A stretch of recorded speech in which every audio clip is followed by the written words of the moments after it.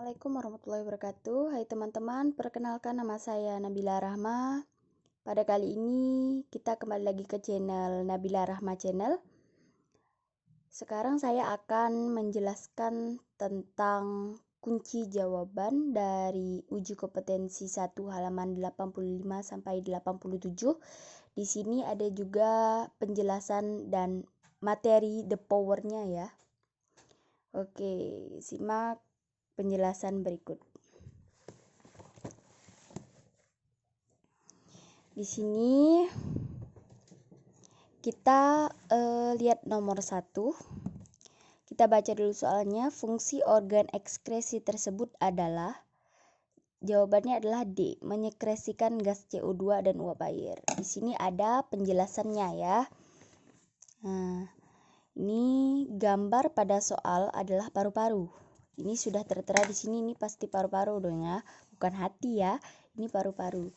Ini adalah gambar pada paru-paru. Paru-paru berperan sebagai organ ekskresi karena mengekskresikan gas CO2 dan uap air atau H2O. Jadi jawabannya adalah menyekresikan gas CO2 dan H2O. Oke, kita lanjut ya. Nomor 2. Organ ekskresi yang juga berperan sebagai kelenjar pencernaan adalah, kita jawabnya A, hati. Oke. Yang nomor 2 ini penjelasannya ini adalah, sebagai organ ekskresi, hati berfungsi mengekskresikan warna empedu yang disebut bilirubin. Jadi ingat ya kawan-kawan, warna empedu itu disebut bilirubin. Namun hati berperan dalam proses pencernaan karena berperan dalam sekresi cairan empedu ke kantong empedu. Yang pertama adalah kantong empedu, berfungsi menampung cairan empedu atau disebut dengan bilus. Ingat, yang pertama adalah warna empedu yang disebut bilirubin, yang kedua adalah cairan empedu yang disebut bilus yang dihasilkan oleh hati. Jadi cairan empedu ini dihasilkan oleh hati untuk disalurkan kemana? Ke usus halus. Yang kedua adalah cairan empedu berfungsi mengemulsikan lemak menjadi butiran-butiran yang lebih kecil sehingga mudah dicerna. Di sini saya akan membagikan cara mudah untuk menghafal organ ekskresi ya kawan-kawan. Ini saya namakan the power. Saya bilang ku, pahat, ginjal. Yang pertama adalah ku, kulit. Yang kedua pa, paru-paru. Yang ketiga hat, yaitu hati. Yang keempat ginjal, yaitu ginjal. Sama ya. Oke, kita lanjut. Nomor 3. Cermati beberapa peristiwa berikut. 1. Buang air kecil. 2. Buang air besar. 3. Bernapas terengah-engah. 4. Berkeringat setelah olahraga. 5. Menangis mengeluarkan air mata. Aktivitas yang merupakan peristiwa ekskresi yang ditunjukkan oleh angka. Oke, di sini kita sudah ada penjelasannya ya guys. Jadi di sini ini jawabannya itu B. B, coba kita lihat jawabannya apa. 1, 3, dan 4. Yaitu buang air kecil, bernapas terengah-engah, dan berkeringat setelah olahraga. Oke, mengapa seperti itu jawabannya? Nah, ini caranya guys. Ekskresi merupakan pengeluaran zat yang sudah tidak diperlukan oleh tubuh. Pengeluaran tersebut berupa, yang pertama adalah berkeringat. Itu sudah masuk ke tabel pada soal ini, yaitu berkeringat setelah olahraga. Ingat ya guys, nomor 4. Terus yang kedua adalah buang air kecil. Kalian pasti tahu, buang air kecil itu pasti terjadinya ketika kita mengeluarkan urin, hasil ekskresi dari ginjal. Kita lihat di sini, buang ekskresi ada tidak pada tabel? Nah, buang air kecil ini adalah nomor 1. Kita lanjut yang ketiga, menghembuskan napas. Jadi mengeluarkan H2O ya. Nah, Di sini itu terjadi di mana? Paru-paru. Paru-paru mengeluarkan karbon dioksida dan H2O. Di sini ada tidak? Yaitu ya ada nih.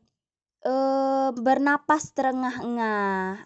Di sini dia mengeluarkan karbon dioksida dan air di mana dikeluarkan lewat paru-paru ya.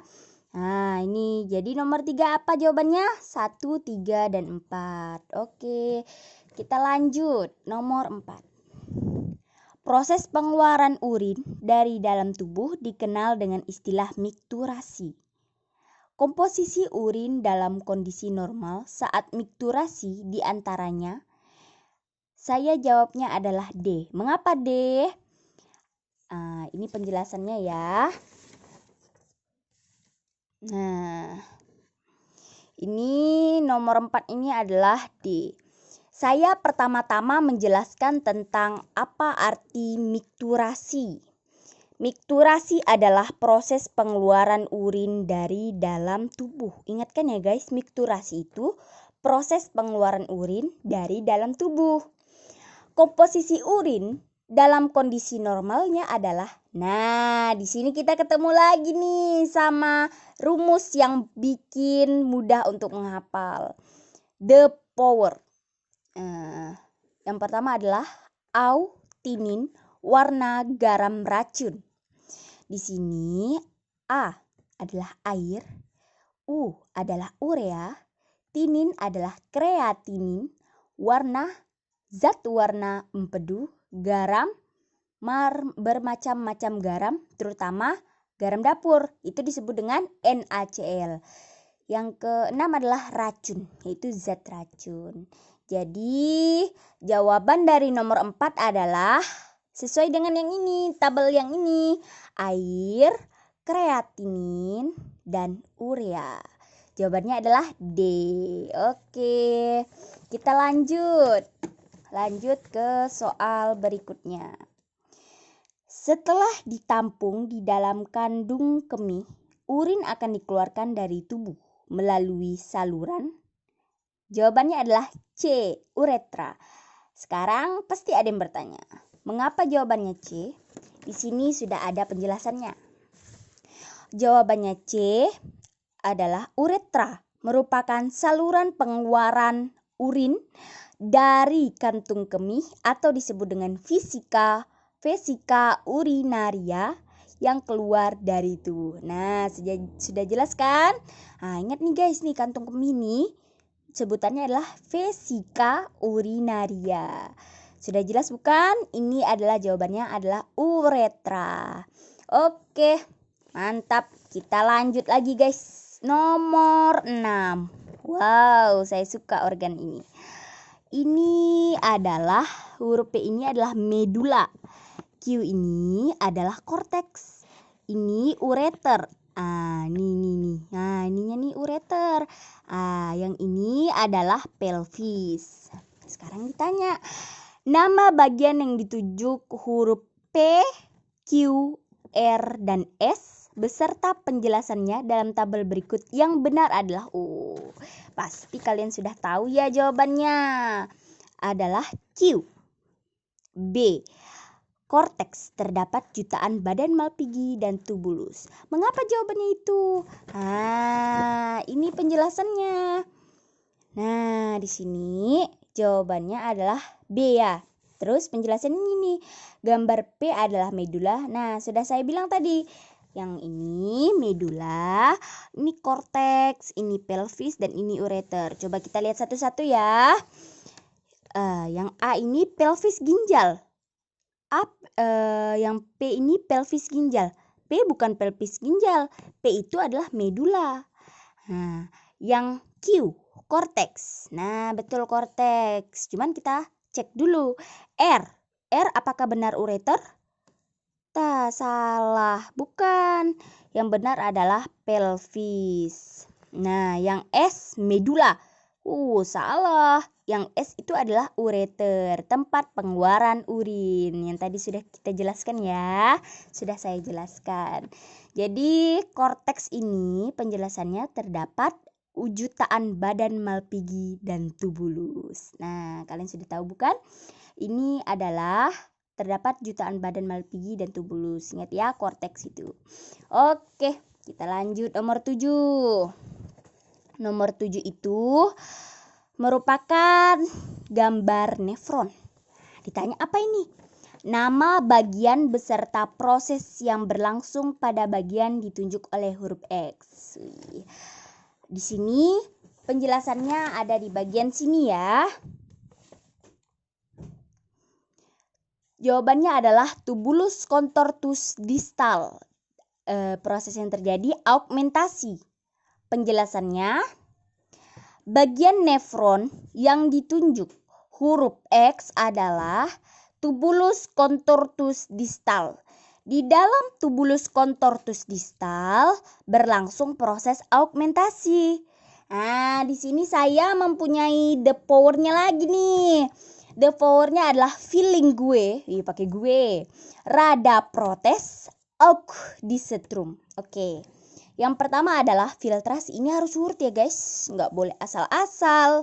Ini saya buat agar kalian bisa memahami proses-proses dari tubulus contortus distal ini. Nah, yang pertama filtrasi.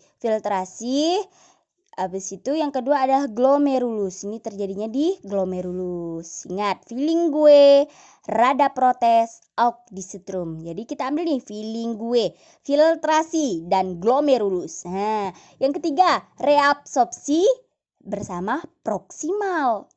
Nah, proses reabsorpsi ini terjadi di proksimal. Rada protes. Nah, keren kan? Yang ketiga adalah augmentasi. Augmentasi terjadi di mana? Tubulus distal, aug disetrum. Nah, sudah dapat bukan? Mudah kan? Nah, ingatkan ya, ini rumusnya ini, the power-nya ini harus kalian hafal.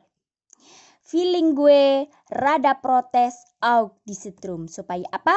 Supaya memudahkan kalian untuk belajar. Oke, kita lanjut ke soalan berikutnya. Produksi urin, seseorang dipengaruhi oleh berbagai faktor. Pernyataan mengenai faktor-faktor yang memengaruhi produksi urin berikut yang benar adalah, oke, kita lihat halaman berikutnya ya. Nah, di sini kita jawab, anak balita lebih sering mengeluarkan urin daripada orang dewasa. Mengapa? Nah, di sini saya sudah memberikan penjelasannya. Kita tadi nomor berapa? Nomor 8. Nomor 8 adalah C. Anak balita lebih sering mengeluarkan urin daripada orang dewasa. Karena apa? Karena itu adalah faktor-faktornya. Volume urin yang keluar dari tubuh dipengaruhi oleh beberapa faktor. Nah, di sini saya mempunyai the power-nya lagi nih. Wih, seru nih kayaknya belajar nih. Air, garam, usia hormon, aktivitas musim. Air, garam, usia hormon, aktivitas musim. 1. Air. 2. Banyaknya garam. Yang ketiga adalah pengaruh hormon. Yang keempat adalah usia. Yang kelima adalah aktivitas. Yang keenam adalah musim. Nah, ingatkan ya kawan-kawan. Jadi sudah jelas bahwa usialah yang memengaruhi volume urin yang keluar dari tubuh. Nah, di sini sudah diterangkan anak balita pasti lebih sering mengeluarkan urin daripada orang dewasa. Nah, sudah jelas kan kawan-kawan? Kita lanjut ya di nomor 9. Oke. Di dalam glomerulus terjadi proses filtrasi yang menghasilkan urin primer. Zat-zat yang terkandung dalam urin primer yaitu, nah, apa nih penjelasannya? Jawabannya adalah C. NaCl, glukosa, dan garam amino, dan asam amino. Nah, penjelasannya dari saya adalah proses filtrasi yang berlangsung di glomerulus akan menghasilkan urin primer dalam proses filtrasi tersebut. Zat zat yang disaring, sel-sel darah. Sebagian besar protein dan trombosit ya. Jadi zat-zat yang disaring di proses filtrasi ini adalah sel darah, sebagian protein dan trombosit. Sementara zat-zat lain yaitu yang masih terkandung, jadi yang masih melekat dalam filtrat glomerulus adalah filtrat glomerulus disebut juga dengan urin primer.